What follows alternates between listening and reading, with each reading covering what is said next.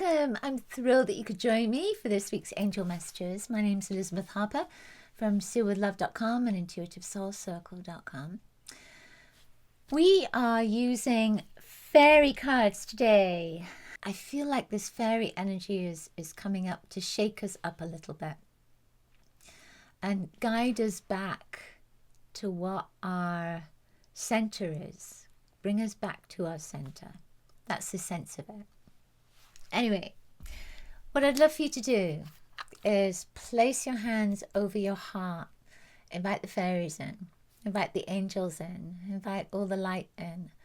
And ask, which number is for me at this moment? 1, 2, or 3? 1, 2, 3. And see what comes to you. All right. So before we get started on our messages, make sure that you have my Healing with the Angels course. 3 things your angels want you to know, plus a wonderful meditation that will really support you as you connect with the healing vibration of the angels. You'll see a link in the description, and you can go to my website, sealwithlove.com. You'll find it there. If you're on Instagram, you'll see a link in my bio.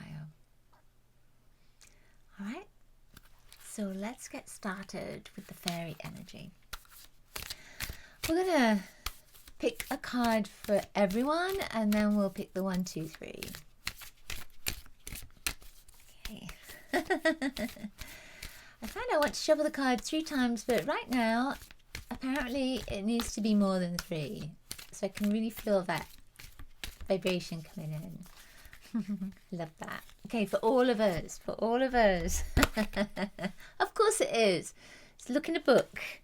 So let's get the fairy book, just for a moment, and flick this book. This is the way I like to do it. Flick the book and see what comes up. It's hope. So it says, hope is always there, even if we can't see it. Optimistic expectations can help change a negative situation into a positive one. So it says, remaining hopeful while those around you are full of doubt and negativity can be extra challenging. But remember that hope comes from deep within our hearts and is an excellent habit to cultivate. So it is. Heart wisdom and hope will see you through whatever is going on for you and those around you right now. So have courage and trust. The fairy of hope walks hand in hand with peace and miracles. I love that. So we might think to ourselves, well, why couldn't I have got the hope card, but then we wouldn't have looked in the book for the rest of the message. So I feel that's important. So right now, look for a book. What I like to do is go to my library of books. I have books over here, I have books over there, books over there, books outside, and just allow yourself to go to those books and then move through the books, and one of them's going to call to you. Ask, which one do I need to pick up now? And then maybe just do what I did. Just flick it like this until you feel you need to stop. And it might be that you're guided to a particular section of that book, like I was with the Hope card. So use your intuition. Allow yourself to be guided. Whatever your question right now, you'll find the answer in a book. The words you find will bring the insight you seek. Look in a book. I love that. It's so simple, isn't it? But it's a great way to get messages. Okay, that's for all of us. Hope. Hope is for all of us. And look in a book too. Number 1. Number 1 is inspiration. It's the inspiration fairy. It says, be prepared, as you'll soon receive a visit from the fairy of inspiration. Come dusk or dawn, she can call at any time. So that inspiration, as soon as I saw inspiration, I was thinking about writing and creativity and all things that are magical. This just sense of a magical energy. But with inspiration, it can mean other things, like being inspired to go on a trip, being inspired to reconnect with a friend, being inspired to all of a sudden go out to the market because you have a feeling that you need to be there. So feel that inspiration is going hand in hand with your intuition, is going hand in hand. It's almost like with your destiny, sense of destiny. So allow yourself over this next week to be inspired. Go with your inspiration. Even if it doesn't make any sense to you, just go with that energy and allow that inspiration to guide you. It may be something magical about it, something different. And it might just be about getting you outside for some fresh air.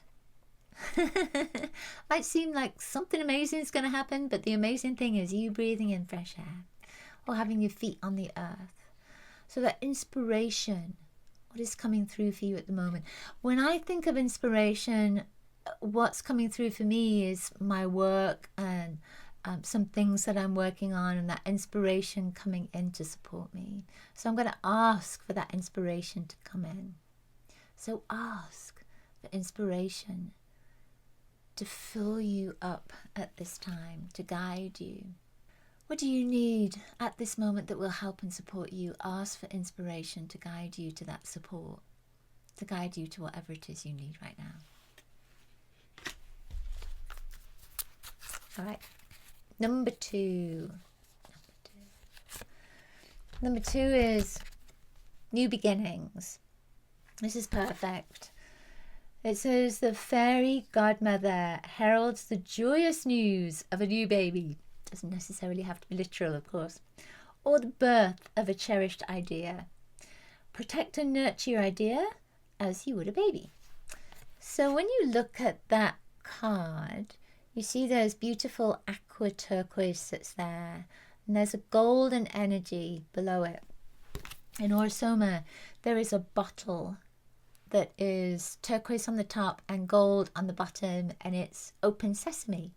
So it's the magic words for a new door to open up for you. What would that look like for you? What kind of new door do you want right now? What new beginning do you want? Next year, we're moving into a 9 year. We're already feeling it, the endings, part of endings, and then new beginnings for 2026. So this energy is already coming in. So you might feel a strong urge to declutter, a strong urge to get rid of things that no longer serve you or just don't reflect who you are. It's not part of your identity anymore. So this new beginning is then helping you to create space so that you have the time for a new beginning, so that you have the space in your life for a new beginning, so that you're willing and open and ready to receive that new beginning. So what would that look like for you? What would that new beginning look like for you?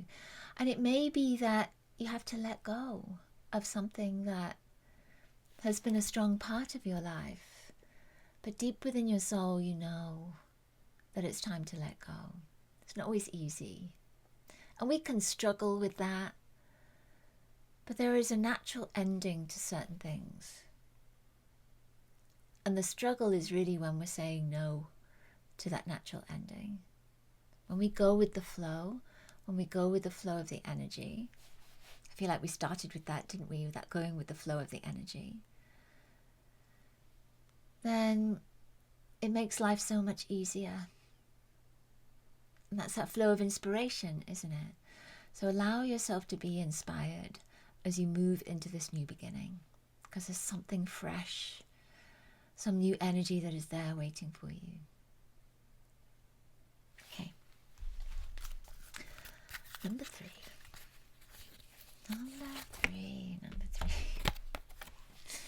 Temptation.